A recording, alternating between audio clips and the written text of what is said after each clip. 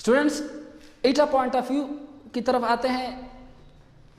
Cytoplasm में ईटा में कौन कौन से एमसीक्यूज एक्सपेक्टेड हैं, जिसको आप जो है वो नोट कर लें। साइटोप्लाज्म जो है, सबसे पहला इसमें एक एमसीक्यूज है कि कोलाइडल ऑर्गेनिक कंपाउंड होता है। ठीक है, कोलाइडल सोल्यूशन में ऑर्गेनिक कंपाउंड्स होते हैं जो लार्ज मॉलिक्यूल साइज के होते हैं, और जो स्मॉल मॉलिक्यूल होते हैं वो ट्रू सोल्यूशन बनाते हैं, और लार्ज मॉलिक्यूल जो है ये कोलाइडल सोल्यूशन बनाते हैं। ये पॉइंट अपने साथ नोट कर ले। दूसरा पॉइंट है वाटर का। तो वाटर जो है वो 90% साइटोप्लाज्म कंटेंट है, और बकाया 10% जो है ऑर्गेनिक इनऑर्गेनिक कंपाउंड है। तीसरा पॉइंट ये है कि प्रोटीन जो है इसमें 20 से लेकर 25% तक सेल के अंदर जितने भी प्रोटीन होते हैं वो सारे के सारे प्रोटीन साइटोसोल या मैट्रिक्स में मौजूद होते हैं। फोर्थ जो पॉइंट है वो ये है कि जेल पार्ट और सोल पार्ट कहाँ पर मौजूद होते हैं। तो जेल वो पार्ट है, आपको एमसीक्यूज इस तरह आ सकता है कि जेल पार्ट कौन सा पार्ट है, यानी the part of cytoplasm near to the cell plasma membrane is known as gel part, sol part, both of these, none of these etcetera. तो इस तरीके से आपको आ सकते हैं। इसी तरह सोल पार्ट जो है वो पार्ट है जो साइटोप्लाज्म जो न्यूक्लियस के नियर हैं, तो ये सोल पार्ट कहलाता है। बकाया जेल पार्ट जो है ये नॉन ग्रेनुलर होता है। ठीक है, और इसके अलावा ये विस्कस होता है। ये पॉइंट भी अपने साथ नोट कर ले। और सोल पार्ट जो है ये ग्रेनुलर होता है और नॉन विस्कस होता है। ये चंद पॉइंट अपने साथ नोट कर ले। इसके अलावा जो है इसमें ऑयल ड्रॉप्स, ग्लाइकोजन और स्टार्च को सीख ले। ऑयल ड्रॉप्स कहाँ पर जमा होते हैं? ऑयल ड्रॉप जो है एडिपोज टिश्यू, जो एडिपोज सेल है उसमें जमा होते हैं। इसी तरह ग्लाइकोजन जो है और स्टार्च, ग्लाइकोजन का कहाँ पर स्टोर होते हैं हमारे बॉडी में?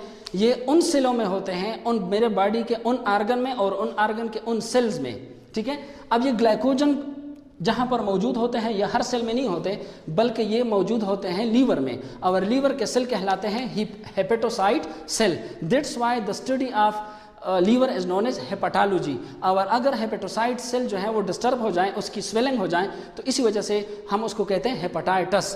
तो glycogen stored in the form, food stored in the form of glycogen and, तो दो जगहों पर हो सकती हैं, एक है लीवर और दूसरा है मसल। और तीसरा है स्टार्च। स्टार्च जो है is the stored form of food in plant cells. तो ये है। और इसके अलावा साइटोप्लाज्म के स्केलेटन के तौर पर आ सकता है कि सेल को जो स्पेसिफिक स्ट्रक्चर मिला है, तो एक तो यह है कि सेलवाल, इसको सेलवाल की वजह से। दूसरा क्रेडिट जो जा सकता है एमसीक्यूज इस तरह आ सकते हैं कि सेलवाल भी बता दें, और इसके अलावा साइटोस्केलेटन भी इसी में आता है कि it gives the cell shape. ठीक है, और इसके अलावा मोबिलिटी का क्रेडिट जो है किसको जाता है? वो भी साइटोस्केलेटन को जाता है। और cytoplasm are anchored in the organelles are anchored in the cytoplasm, this credit goes to the cytoskeleton. Next जो है एंडोप्लाज्मिक रेटिकुलम में कौन कौन से एमसीक्यूज हो सकते हैं, वो ये है कि एंडोप्लाज्मिक रेटिकुलम सबसे पहला ये है कि it is absent in the prokaryotic cell. ठीक है, और it is absent in the red blood cell. और कौन से red blood cell? Mature red blood cell. जो इमैच्योर होते हैं उसको रेटिकुलोसाइट कहते हैं। ये भी अपने साथ नोट कर ले।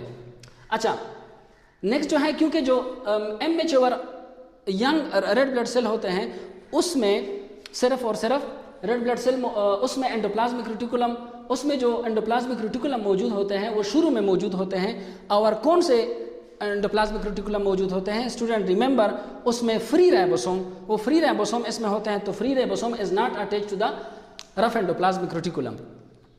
इसके बाद है स्मूथ एंडोप्लाज्मिक रेटिकुलम में एक एमसीक्यूज आ सकता है, बहुत इंपॉर्टेंट एमसीक्यूज हैं ईटा के लिए। वो ये है कि मसल्स में स्मूथ एंडोप्लाज्मिक रेटिकुलम को क्या नाम दिया जाता है? वो है सार्कोप्लाज्मिक रेटिकुलम। क्यों दिया जाता है वो आपको मैं बाद में बताता हूँ, और इसका फंक्शन वहां पर क्या है। नेक्स्ट जो है वो ये है कि फास्फोलिपिड किन अज्जा से मिलकर बना है? आप ये भी पॉइंट अपने साथ नोट कर सकते हैं।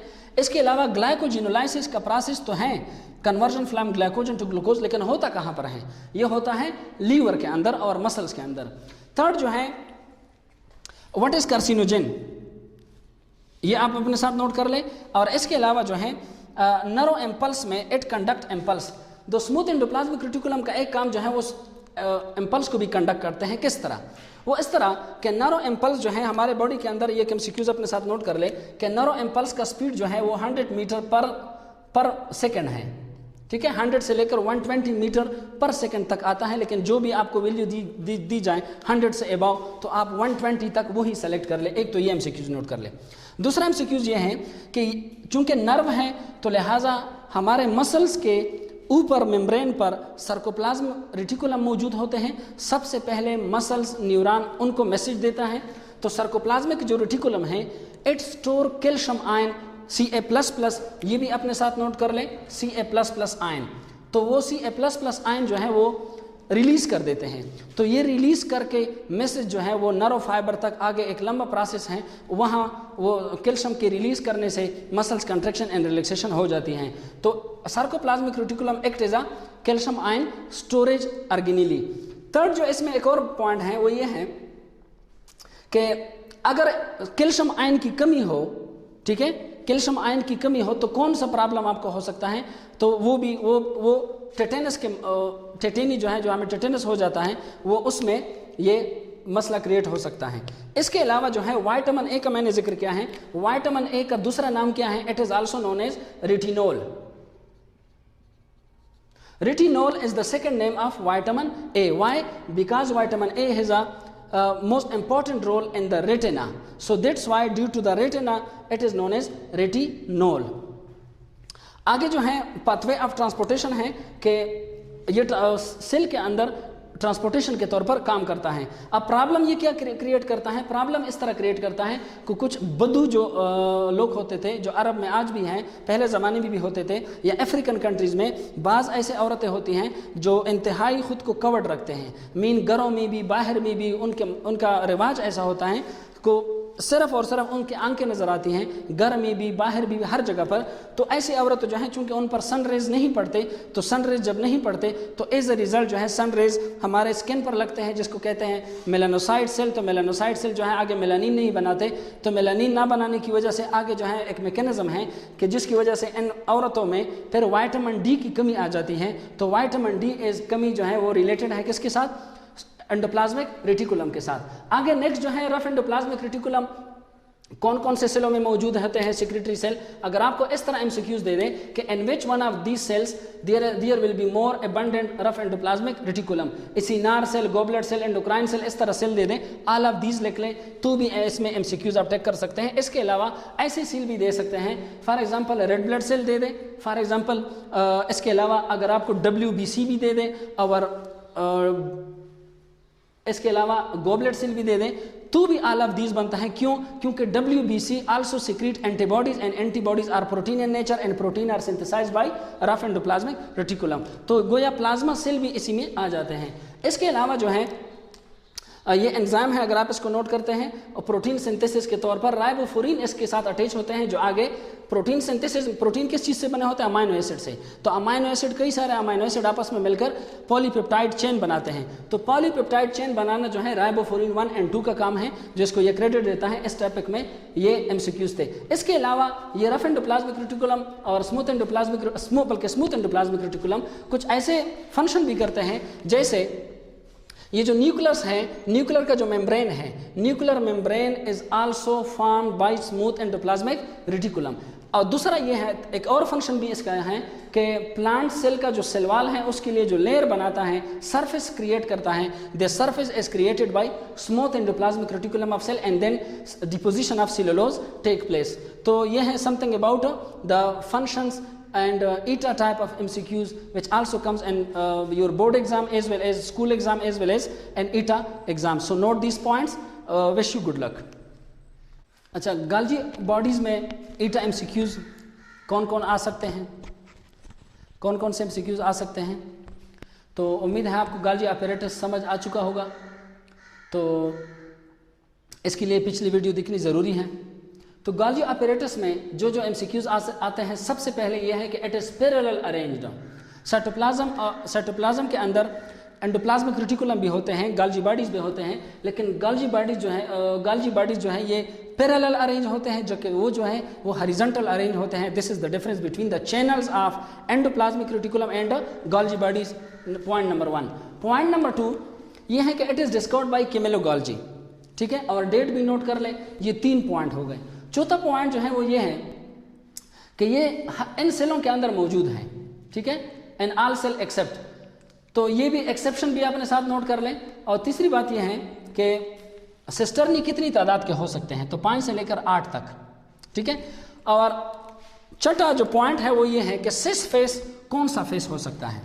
सिस फेस वो फेस हो सकता है जो टुवर्ड न्यूक्लियस होता है, एक ये पॉइंट, और दूसरा पॉइंट ये है कि इसका शेप जो है वो कन्वेक्स होता है। और थर्ड इसी में ये पॉइंट है कि सबसे पहले जो इसका काम है रिसेप्शन, ग्रेन्यूल्स को रिसीव करना, तो रिसीव ये सिस फेस पे करता है या ट्रांस फेस पे करता है, तो रिसीविंग का काम सिस फेस पे करता है, और दोबारा रिलीज करने का काम यानी अकॉर्डिंग टू द डिमांड पर पैकेजिंग करके जो भेजा जाता है वो ट्रांस फेस पर इसकी डिस्पैच करता है। तो डिस्पैचिंग का काम ट्रांस फेस करता है और रिसीविंग का काम सिस फेस करता है। इसके बाद जो है इसके अंदर एंजाइम होते हैं, वो भी आप नोट कर लें, oxidoreductase enzyme, phosphatase enzyme, phospholipase enzyme, ये सारे जो हैं हाइड्रोलाइसिस करते हैं।